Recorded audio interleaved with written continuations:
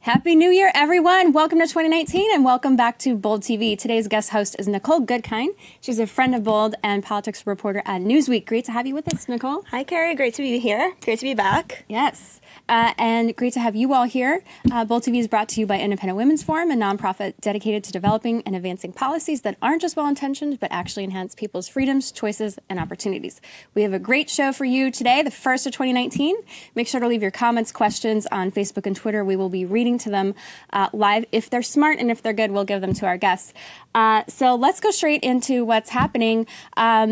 First, I was on CNN, and I wanted to get your thoughts on this, Nicole, because I know you'll have thoughts. Let's roll this clip. It's the latest controversy over what's happening with President Trump and the inauguration, given that we're heading into the 2-year anniversary of President Trump's inauguration. I want to hear your take, Nicole. Okay.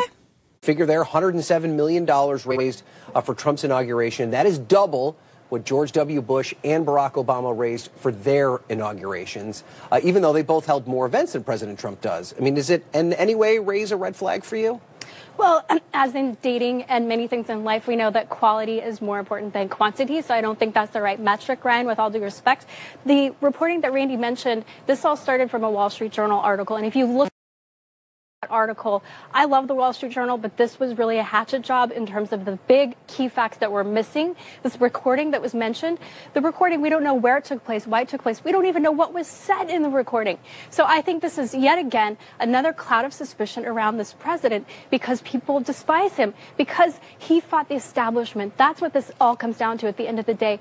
And I believe in responsible, respectful journalism that understands the facts of who, what, where, when, why. They matter. And they are missing from this story. So, all right. As you can see, I went off. You did. And you know what? I liked the comparison to dating. Congratulations on going head-to-head with Simone Sanders. That's not easy. Oh, it was fun. Yeah, it seems like it was. I mean, it's not only the Wall Street Journal that reported on this, right? ProPublica had its own investigation. They had the tapes from Cohen. I know that you said that we don't know when the tapes are from or what they were saying, but we have some information.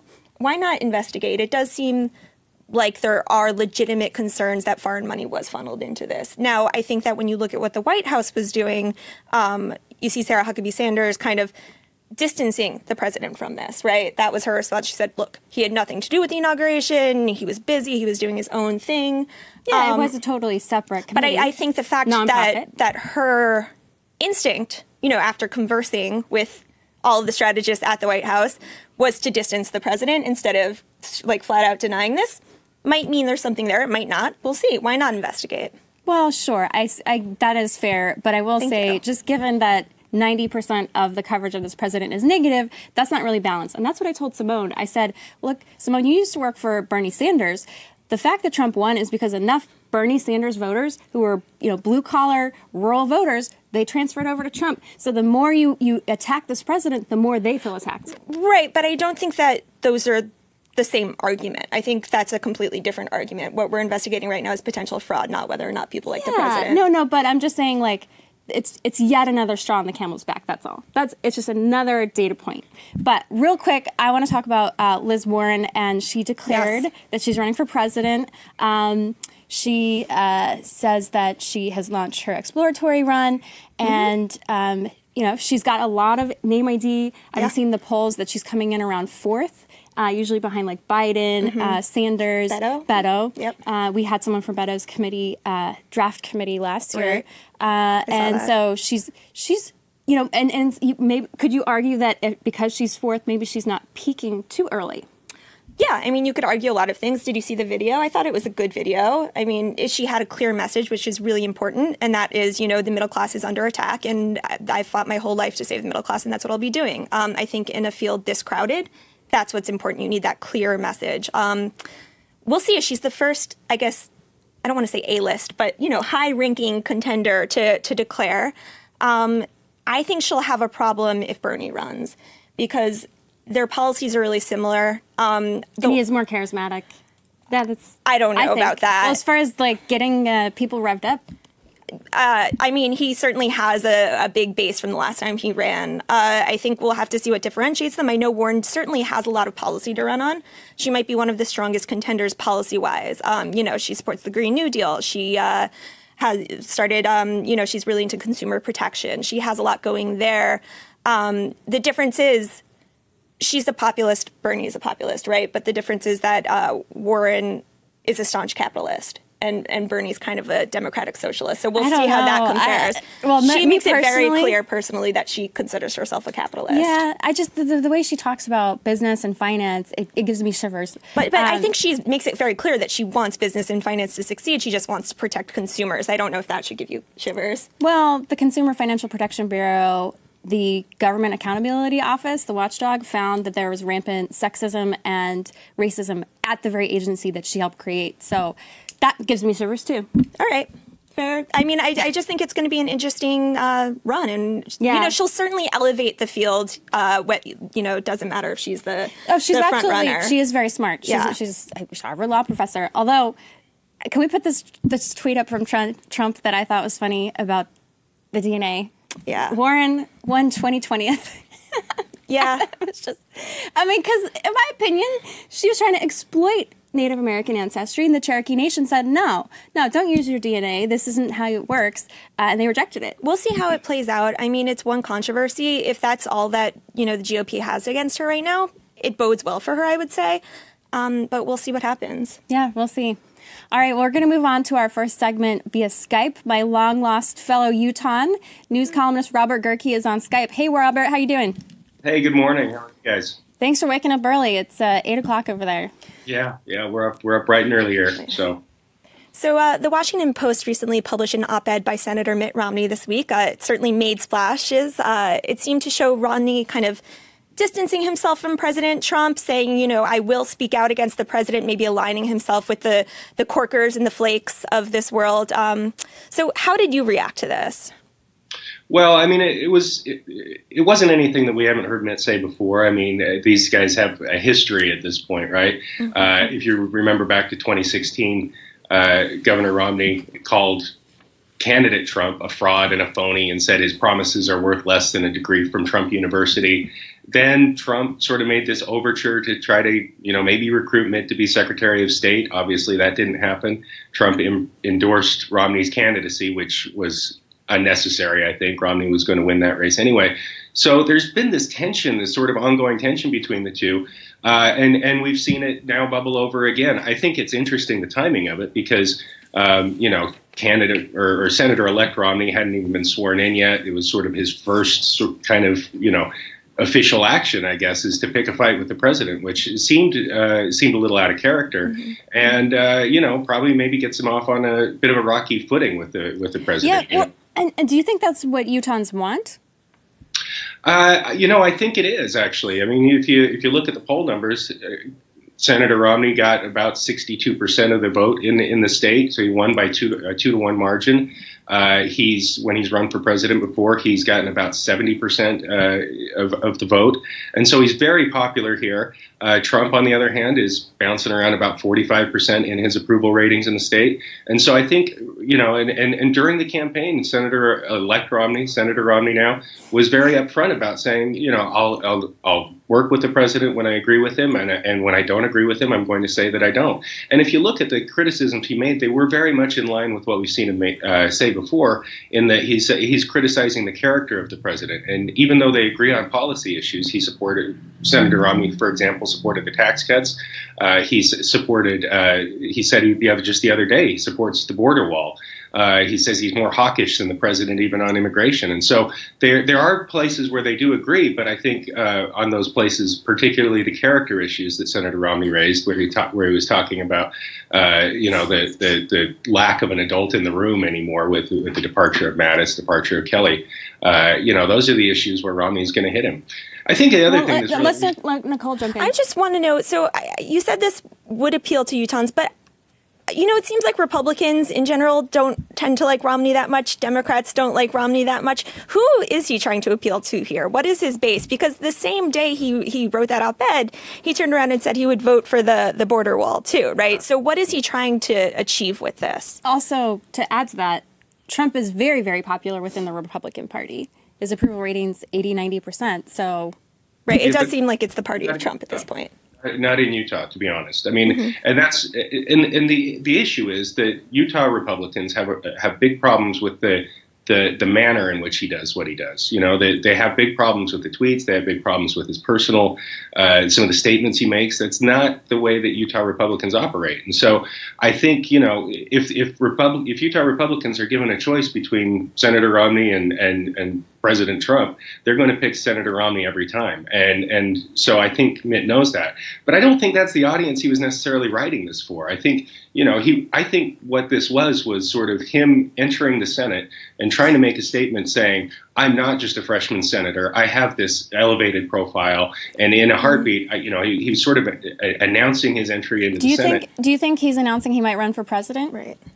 You know, I don't think so. I mean, and you know, obviously anything can happen. 2020 is still a ways off, although I guess in 2019 you've got to start ramping up. But I think having just been elected to the Senate, I don't see this as a stepping stone necessarily for him. And you know, he's run twice before, lost both times. I'm not sure that that's in the cards for him. But I do think, in light of the fact that we saw these high-profile retirements from Senators Flake and Corker, we saw passing of Senator McCain, there's sort of a void for that spokesperson for the traditional Republican Party, not the Trump wing of the party, but the traditional Republican Party. And I think that's how Senator Romney is trying to position himself. All right, one last question, Nicole. Yeah, so I know that Romney's denied 2020 himself. He went on CNN that day and said, no way, although we've heard that before, and then it's reversed. We do have to wrap, but do you think he might be positioning himself for something in 2024, maybe to work with Trump when he wants to and kind of succeed him? You know, I think with Senator Romney, he's 72 now. I think in 2024, you're looking at a guy who's, you know, 77, 78 years old. Didn't stop Biden or Bernie, but to be running for president. But, you know, I just think that I think he sees this as sort of a struggle for the heart and mind of the Republican Party, and so he's going to be outspoken about that, particularly again on the character issues. Yeah, well, it'll be very interesting because it's a family feud because the chairwoman of the Republican Party, Ronna McDaniel, is Romney's niece. Yeah, and she I don't want to actually be at that dinner scolded, table. not by name, but she scolded Romney for the op-ed. So.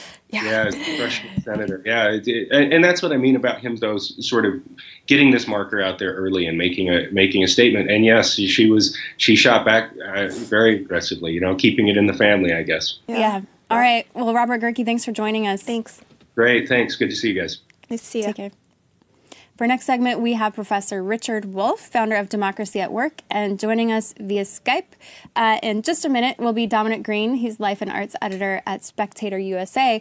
We're going to be talking about the recent rise of populism in France and just kind of talking about it overall in terms of what this means for the country here domestically as well. It's just been very interesting to see. It has been. You just can't go to sleep without the earth quaking politically. So can you just explain to us really briefly what happened? Just, you know, what's going on with these protests in France?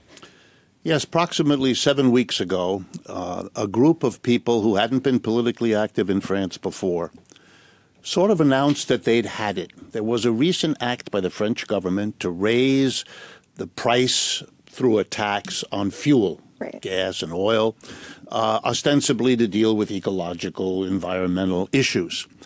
And it was, you know, that straw that broke the camel's back. It was one more thing that was a burden on the mass of people, admittedly for a good purpose that people support in France, but they didn't feel it was fair. It was taxing the mass of people after scandal after scandal where big corporations and wealthy people had escaped their taxes. And suddenly you had, and this is the key issue, a vast outpouring. I've never seen anything like it in my lifetime, of people across the political spectrum, left, right, and center, going into the streets in hundreds of French cities, peacefully with those little yellow jackets that you get in France. That's the law. You have to keep it in the back of your car in case something goes wrong on the road. And that was the symbol. They could all get their little yellow jacket, walk out, and say in a kind of general way, we the people, the 99%, have had it. The 1% has to be taxed or paid or required to be part of this community. Otherwise, we won't let life go on as it normally does. So, and just to give a little bit more background, these are people who live in the suburbs or far reaches of, Paris and other cities. Petrol is like $7 a gallon there. It's already very expensive. And so Macron, who people already think, kind of favors the rich or the wealthy, decided to increase their gas prices in order to address climate change. And they said, that's not fair. Why don't you actually, address these organizations that are making the petrol, making the gas. And so they protested. Right.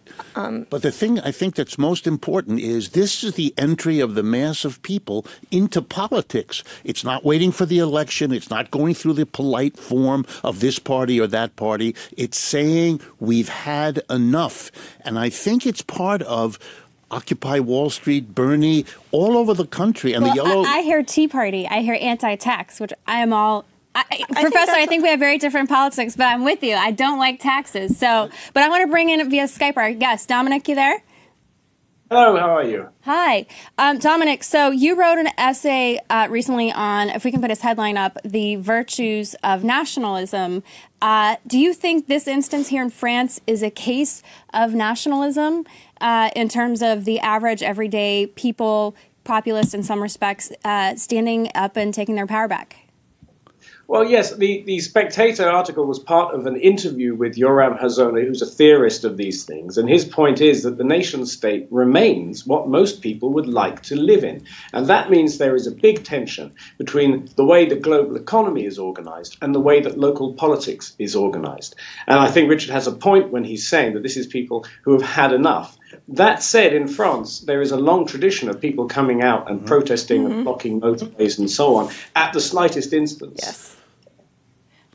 So I think that we have this difference between nationalism and populism. What is that difference? Well, these things are mass movements. They can take different directions, and they usually do. There's a left-wing populism, a right-wing populism, a left-wing nationalism, and that's been the case all along. And I think what you're seeing now, and you're going to see it more this year, is a struggle between the left and right over which way this nationalism and populism will go. But nationalism and populism are two very different things, no? Or do you see them as the same thing? Yeah, I think there's a Venn diagram, right? Some people exist in the middle. That's right. Populism is a more general movement. It isn't really particularly focused on the nation. It can be internationalist. It often is. Right. Nationalism has a more defined thing. It doesn't have to be populist. Right. It can be very elitist. But I think you're going to see these kinds of movements are expressions of anger and disgust at a system that doesn't work for the mass of people, and that's the revolutionary possibility here. Well, and to that point, I want to put up the tweet that you put out about President Trump and Syria, which I thought was interesting. If we can put his tweet up. So you said the economics of withdrawing the troops from Syria, Afghanistan, money saved shifted to social programs to buy 2020 votes, how right-wing populism might outmaneuver Democrats. I thought that was very interesting. And to your point on the tension between left-wing versus right-wing populism, do you think Trump is effective in this way? And do you think that the Democrats, if they elect someone who is more centrist, would lose again? I think they might very well. That if Mr. Trump is forced, not so much by his imagination as by the force of events, to use the savings from the military, to use it to support mass social programs, Social Security being number one, he could very well outmaneuver them, since they don't have the capacity, at least so far, the centrist ones, to respond in any way to that. It would surprise them, and they would not be prepared. But, Professor, I have one more follow-up, and then I have a question for Dominic. But how likely is it that these funds actually go from the military to social programs? That does not seem like it's the GOP or Donald Trump's MO, right? It seems like he wants to bolster the military. Well, the original budget discussions, he came in with a lower amount of money. He had to be pressured by the military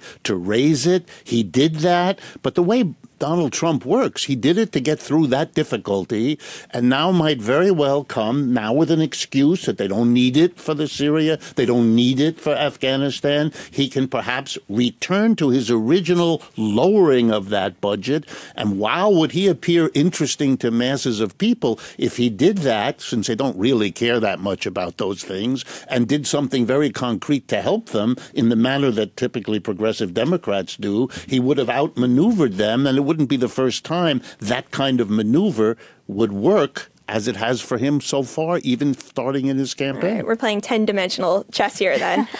So Dominic and Professor, there's been some fear that what's going on with the yellow vests, it started as this populist uprising, but now we see, Steve Bannon getting involved, and our people are afraid that Marine Le Pen is going to be bolstered by this. Is there that fear that these very far-right nationalist parties will get involved and change the movement?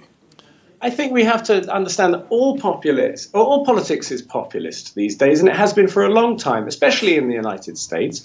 And the reason that large numbers of people are turning out in France and have also voted against the system in other countries, that it simply isn't working for them.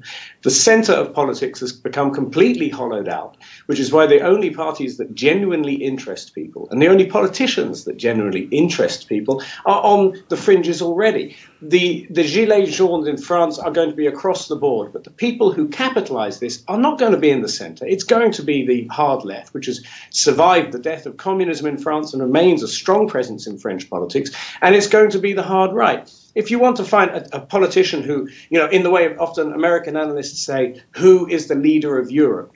Tony Blair in the early 2000s, Angela Merkel since then. Well, it didn't turn out to be Emmanuel Macron in our time. The leader of Europe, the person who has the leading edge of European politics these days is Viktor Orban in Hungary, who's very much a nationalist and very much an authoritarian. Now, what Steve Bannon can do with this, I don't know. He's talking about trying to build an international alignment of all of these populist movements. I'm not sure that will work. I know Professor Wolff says that populism sounds globalist to me. This will work like that. It's true. No, I think that whether it'll go globalist or not is an open question, but you're going to see more and more action because that center that he says correctly hasn't held. That center is still in making policy, and that provokes the very populism and the left and right action to capitalize on it, and that's going to play the role in the politics that's coming. Yeah, look, I'm a journalist. I don't have an opinion on anything. I just report the news, but I do think we need to watch out for, rises in anti-Semitism and that kind of stuff that might come out of this. That's always been a possibility. Yeah. Lots of people are now emerging who have been quiet and in the margins, and that's going to be fought out now. But moralizing about it is not going to change that dynamic that's unfolding. I think moralizing, though, can play an important role. That's what Martin Luther King, he was a moralizer.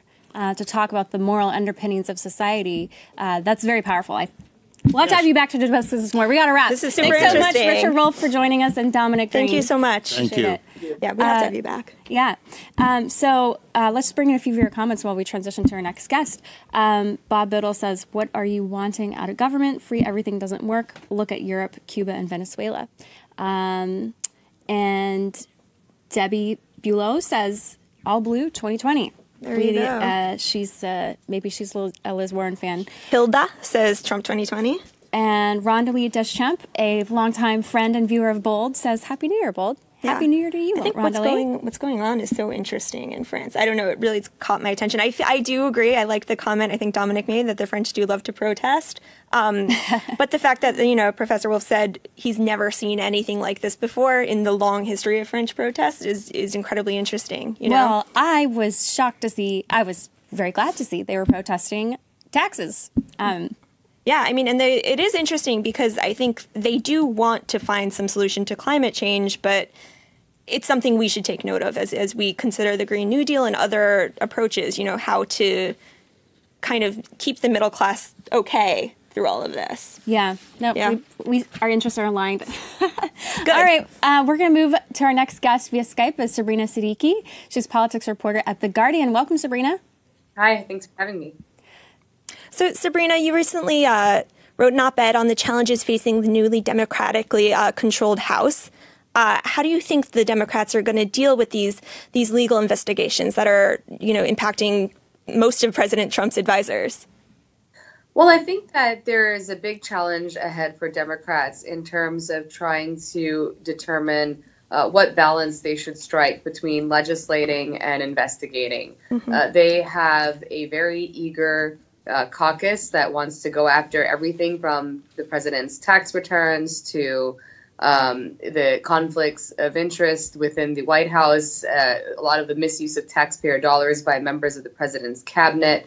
Of course, hush money that was paid to women who alleged to having an affair with the president. And then there is the elephant in the room, the special counsel investigation into Russian interference and whether there was collusion between the Trump campaign and Moscow. And that's just part of the list. There is actually a lot more that they could go after. And so the question becomes, at what point are they investigating so much that they can't actually have an agenda of their own on which they could run in 2020? I guess my question is, it does seem like there are a lot of large, policy packages that they want to pass as well. What do you think about this anti-corruption package that they want to pass that would kind of include a lot of the things that they want to investigate President Trump for, but then also extend them, into eternity? So, for example, all presidents in the future will have to, release 10 years of their tax statements. Do you think that's a good way to handle it? Well, that's certainly a way of trying to force the president's hand. I think that it's sort of symbolic in a way to put on the floor legislation that they know implicitly refers to the current president and really puts it in the hands of Republicans as to whether or not they are willing to go on record and acknowledge that there is a need for anti-corruption legislation or to force presidential candidates and presidents to release records of their taxes. And of course, these are bills that are unlikely to be passed by a Republican-controlled Senate.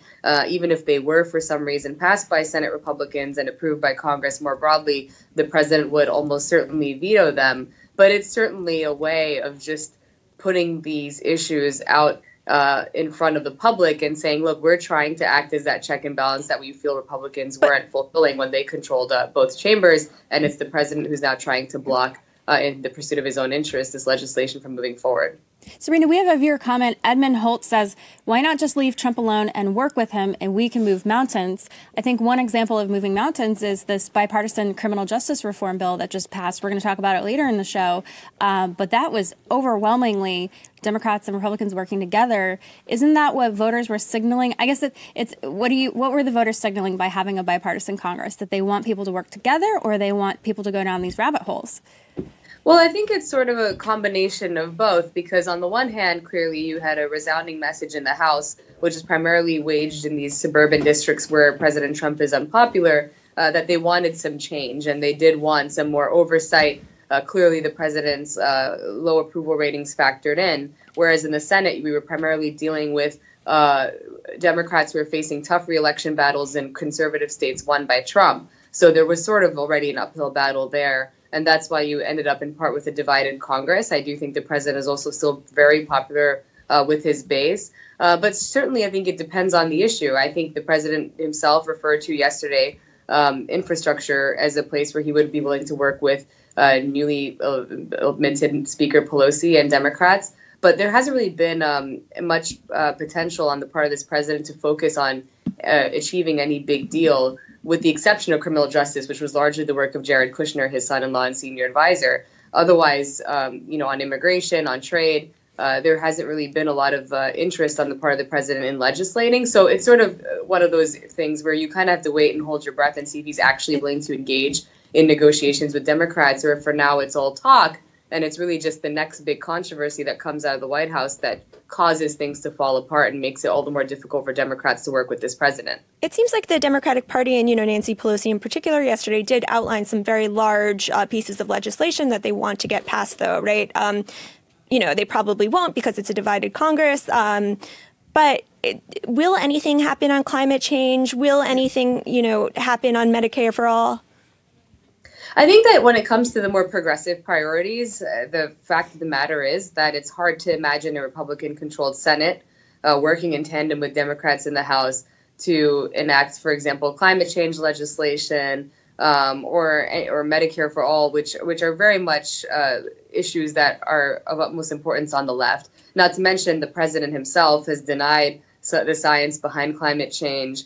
He certainly has not supported Medicare for all. So what this would really come down to is whether there are any issues where there could be some bipartisan consensus. That's why I mentioned infrastructure. Maybe on healthcare, obviously Republicans had said that they would try again to repeal and replace Obamacare. Now with Democrats in control of the House, that's a non-starter. Well, so I think there's a lot the president can do healthcare. from the executive branch as it relates to healthcare, which is already done. Real quick, Sabrina, you're down there in the swamp. What's your crystal ball on what's the outcome here for the shutdown?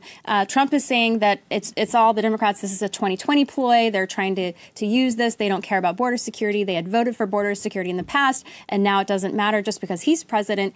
What's the solution here? Because it seems like it's just dragging down the shutdown.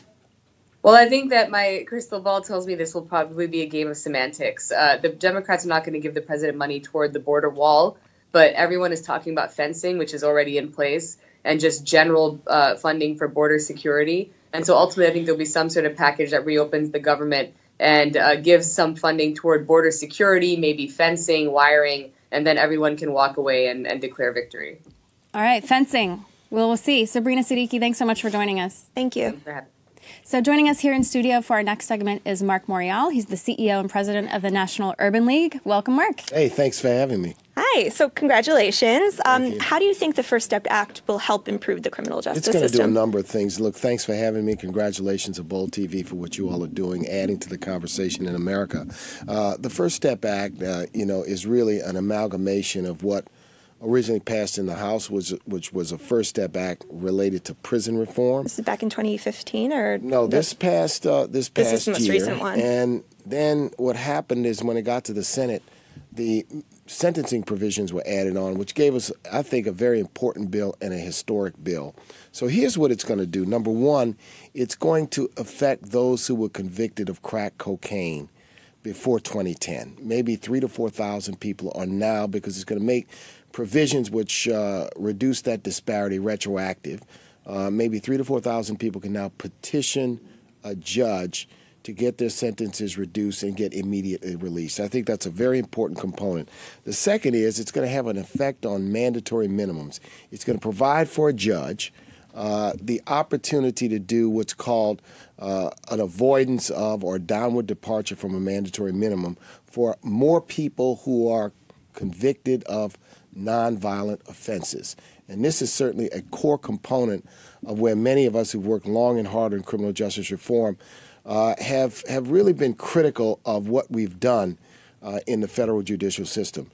I think the third very important component is what it will do to force the Bureau of Prisons to follow some existing law and some existing rules. For example, to require that a person who's incarcerated have an opportunity to be no more than 500 miles from their home and from their family. Number two, to create an opportunity for there to be more options for early release if a person puts together a plan of rehabilitation. And also, we've got to reverse what's been the propensity of the federal prison system to reduce its reentry program. So there's a pool of $350 million, which is going to be available. Certainly not enough, but an important down payment on expanding mandatory minimums. So this is a big win. Yeah. So Marc, so right now I've been reading Martin Luther King's last book before he died. Where do we go from here? From chaos to community. And one of the things he says over and over is the big gap between policies, laws that are passed, and the execution. And how that was what he was fighting for at the end of his life, was to say, look, your Constitution is giving us this, you repealed Jim Crow, but the execution, not happening. So what are the biggest barriers to entry or barriers to execution of this policy? One of the biggest barriers to execution has exited stage right, and that was Attorney General Sessions, who was vehemently opposed to criminal justice reform, had sort of a Neanderthal view about the criminal justice system. Now that he is no longer Attorney General, it's going to be on the administration and the Congress to hold the Department of Justice and the Bureau of Prisons accountable to execute this. So there's a committee that's been put in place within the legislation to sort of help oversee components of the execution within the Department of Justice and the Bureau of Prisons. But it's going to be up to us. What we can't do is feel that because we've passed this important bill on a strong multi-partisan vote, if you will, that somehow we've done criminal justice reform. This is just a down payment. There's so much more work left to be done in the federal system, so much more work to be done at the states. Well, that's what I was going to ask you about next, because the majority of people are jailed in the state system. So if you heard from states who want to adopt some of these policies. So let's look at the last election cycle. Last election cycle, there were 2 referenda passed. One in Florida, which gave voting rights to those who were formerly incarcerated. One in Louisiana, which reinstated or restored the unanimous jury verdict requirement to criminal capital cases in Louisiana. So there are movements in the states. There have been movements in the states over the last several years towards criminal justice reform. There's also movement in many municipalities. For example, when you talk about bail reform, a place where bail reform can take place is within municipalities, because many of the people who end up with cash bail requirements are in jail because of violations of municipal ordinances or county ordinances. So there's a lot of work. We need Bold TV to continue to show a spotlight on this, to shed light and transparency on this discussion. This is a down payment on criminal justice reform, but we got a long way to go. So what's next? You mentioned bail reform. What are some other, next steps that you'd like to see beyond this first step? So I'd like to see a comprehensive effort at bail reform. I think that's going to have to be a national effort and an effort that will take place at both the state and local levels. Number 2, I think we've got to look very hard at the public defender system, which is under-resourced in many places, which is why many people cannot get fairness because they don't have access to a good quality lawyer, because public defenders are stretched out. Third, I think at the state level, we need further efforts to, if you will, create relief from mandatory minimum sentences, particularly for non-violent offenders. And then I also think we need a greater investment in reentry programs. We do that work at the National Urban League. We do it well. We do it in cities across the country. The success rate for giving people who were formerly incarcerated an opportunity for a workforce training program, the opportunity to have some transitional housing, goes a long way to not only prevent recidivism, but to help them get back on their feet to be independent, contributing citizens in our society. Yeah, I mean, congratulations. This is a massive piece of legislation. And to consider, when our president came into office, private prison stocks rallied, so to think that we got this done, bipartisan. It was remarkable. Yeah. And let me just say this, a lot of credit goes to lots of people. I want to really call out Hakeem Jeffries and Doug Collins in the House, Cory Booker, Charles Grassley, Jared Kushner. Jared Kushner, no doubt, played a pivotal role in this effort. Van Jones and others. And look, there was an effort. What's important is that this is also the culmination of a movement outside the Congress, which has raised awareness. That movement started in the progressive community. It gained support in parts of the conservative faith community. And I think the fact that that support was outside of the Congress made it much easier for people on both sides of the aisle. But I'm saying to all of them, this is a down payment. We must do more. Yeah, I think there's no doubt that our prison system is broken, and this is a great first step to reforming it. And I like that, because it's we the people. Yeah. We tell Congress what we want. So I like it. And outside activism and outside agitation and outside thought leadership and outside advocacy is crucially important, particularly on big, difficult issues. Yeah. All right. Great. Well, thanks so much. Thank you so much for coming having back us. soon. Good Thank luck you so to much, Bold. Marc. Yeah. Appreciate thank it. you. So we're going to move on to our next segment, brought to you by Engineer Tax Services, where engineering and accounting come together. Joining us today on Skype is Julio Gonzalez, my friend and CEO of Engineer Tax Services. Welcome, Julio, and Happy New Year. Happy New Year. Happy New Year. Ugh, it's time to do our taxes again. I'm not ready. So let's talk about taxes and Social Security benefits. So do taxes limit Social Security benefits? This isn't something I really know about. Well, boy, it's a concern, right? I mean, we're all paying taxes into a system and hoping that when we retire, that Social Security income will be there. And basically, the concern is that they're in a deficit for the first time, and that deficit could bankrupt the system over the next 3 decades. And that's really a big concern. So, people are living longer, and that's eating up the funds. Yeah, so how exactly is Social Security taxed? It comes out of our paychecks, and then the employers match it. So that's really how Social Security money goes into the system, and they basically track everyone individually, and you accumulate through your, being taxed on your payroll, and then the employer matching that tax. And then hopefully at the end you have an account where you can draw on for retirement. So to me, it seems like you're getting hit twice because you're already taxed to pay into the Social Security system when you're working, and you're taxed again. To me, I just don't like it. I just don't like taxes. But on the flip side, though, there was a milestone where the Social Security, basically the trust fund, it had to be tapped for the first time. And people say the reason why we have to tax Social Security is because it's going to be insolvent. Do you think that taxing is a way to prevent insolvency of Social Security? Well, that's certainly one way. I think that probably and more likely they'll just up the age to when you can start qualifying to take out the funds. I mean, they've moved it up several times over the past few decades, and I imagine that they're just going to move it up again. It's a hard issue, right? Because no one really wants to talk about what is going to happen to Social Security, but we do see, a lot of senators in Congress, men and women, especially on the Republican side, talking about tapping into or reforming Social Security in order to pay for, tax cuts and that type of thing. Do you see this happening, or do you think it's going to happen? I don't think it's going to have support to get done. I think likely they're going to have to go through another avenue to have bipartisan support to make any changes. And so I don't see that happening at all. So where do we go from here? What do we do? Well, I have a proposal, but I don't think the Democratic House would go for it. But what about making voluntarily some retirees, if they want, to opt in and privatize and move over to just a pure, 401k type structure? I don't think that worked very well for President Bush. Yes, but I will say President Trump has far less fear than President Bush did about public opinion. Do you think that that's something that he might be able to get some traction on? I think we would all want to do it ourselves and not pay the taxes and hope that we do a better job than the government.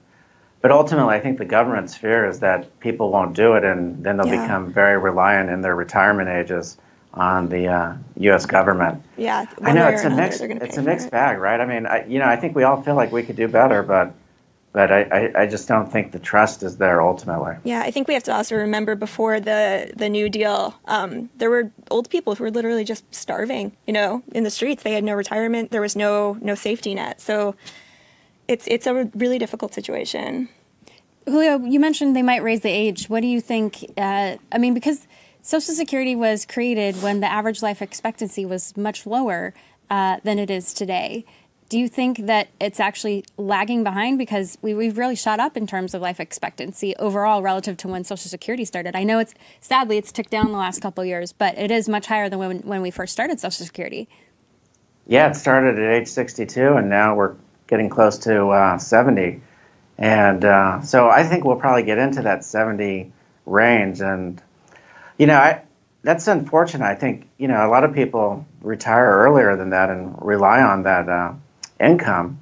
So again, that's such a difficult thing to do. But I think, like you said, we don't want people in the streets, and we got to make sure we have some money available down the road. As our deficit balloons, I think this is something that is going to come up again and again. It's not going anywhere. So this is a topic we'll be very true. discussing a lot. But Julio, has the Social Security system really ballooned? Because I do believe in a safety net. We should have systems to help. Oh, it's a deficit. Well, no, I'm just saying in general about Social Security, because if it was meant to help keep seniors out of poverty, but it's now basically subsidizing middle-class lifestyles for wealthier seniors, do you think that's part of the problem, that some benefits are going to, in some cases, very wealthy retirees? I think it's a good point, Carrie. I think, how do you tell someone that's paid into the system all their lives that they don't get a benefit when they retire? I mean, you're right. They could, basically do an AMT where, certain people are phased out of certain income levels. But that's tough even for anyone to think you've been paying in your whole life and now you don't get to be part of that. Yeah, and I do think that probably needs the wealthy people to pay in order to pay out to the less wealthy people. So I don't know if that would work. I'm not a Social Security expert, thankfully. This isn't something for us to solve right now, but we do know that it's going to be around us. I mean, us. This is something maybe politicians we might should be solve. able to get when we retire. Yeah, we'll see. I mean, it's a scary prospect, right? I'm already paying into it, and I hope I get something out of it. We'll see. Yeah. Might just be monopoly money you're putting in. All right. Thanks, Julio Gonzalez, for joining us. All right, gals. Bye. So we're going to let our next guest transition via Skype. Let's bring in a couple viewer comments. Eugene Tupper says Social Security is right. Fran Gomer says they are crazy. Give to the rich, take from the poor. The rich already have. Pay back the money they stole from Social Security. I would disagree, Fran, because if you earned the money, then it's not yours, so you didn't steal it. But Fran, let's keep talking. So we are going to move to our next segment. We've got Traci Strickland with us here in studio. Traci is co-chair of the New York Progressive Action Plan. Also via Skype is Alana Roethle. Alana Roethle. She's GOP strategist and GOP Kansas State Party executive secretary. Welcome, ladies. Thank you. Hey. So last month, the Wall Street Journal published an op-ed titled "Check Your Progressive Privilege." So this op-ed claims that Democratic women have inherent advantages because the Hollywood and the media lean left. It's an interesting op-ed. Alana, do you believe that Democratic women have a privilege that conservatives don't? Absolutely. I mean, if you look at the difference between the speech that you're allowed to speak as a conservative woman versus a liberal woman, look at, for instance, the Democrat from Michigan, the representative last night, who said, we are going to impeach that MFer, saying that out loud, and they're allowed to get away with that kind of speech. They were referring to Donald Trump. Now, if a Republican woman had said anything remotely like that, she wouldn't be in office today. I mean, that's just the way it is. I mean, look at Sarah Sanders, our press secretary for President Trump. She was berated for her frumpy appearance and, being a soccer mom type. Again, you could not say that about a woman on the left without, being blacklisted from everything. It's not a fair comparison. Alana, I do want to say I heard about that, and I think there was a lot of feedback to that. People were very upset on both the left and right. But then you see people campaigning against Nancy Pelosi, calling her awful things. People called Hillary Clinton awful things. Elizabeth Warren just announced she was running, and she immediately got these, is she likable? So I do think you're seeing it on the left and the right. And then on the right, you also have people like Tommy Lauren, who are like, saying pretty remarkable things. Right. So I'm just wondering, who's stopping your speech? She's not a lawmaker. But who's preventing you from speaking out is my question. There's a lot of shame involved. I'm not afraid to speak out. But, when I speak to other friends of mine that are conservatives, they're shamed into not saying anything. They're afraid to do it. Also, you look at the Women's March in 2016 at the inauguration. Pro-life women wanted to join in that march, and they were not included. They weren't accepted. And it's a women's march. Shouldn't all women be included? I mean, look at the Me Too movement. Conservative women for having and supporting Brett Kavanaugh were called traitors. Hillary Clinton, for instance, she's a big supporter of the Me Too movement. When her husband, Bill Clinton, was in office, he was charged with numerous things with sexual misconduct. She berated these women. She shamed them. She talked down to them. Women were afraid to come out. And now she's a huge supporter of the Me Too movement. Okay, it looks like you have a lot to say. Yeah, no.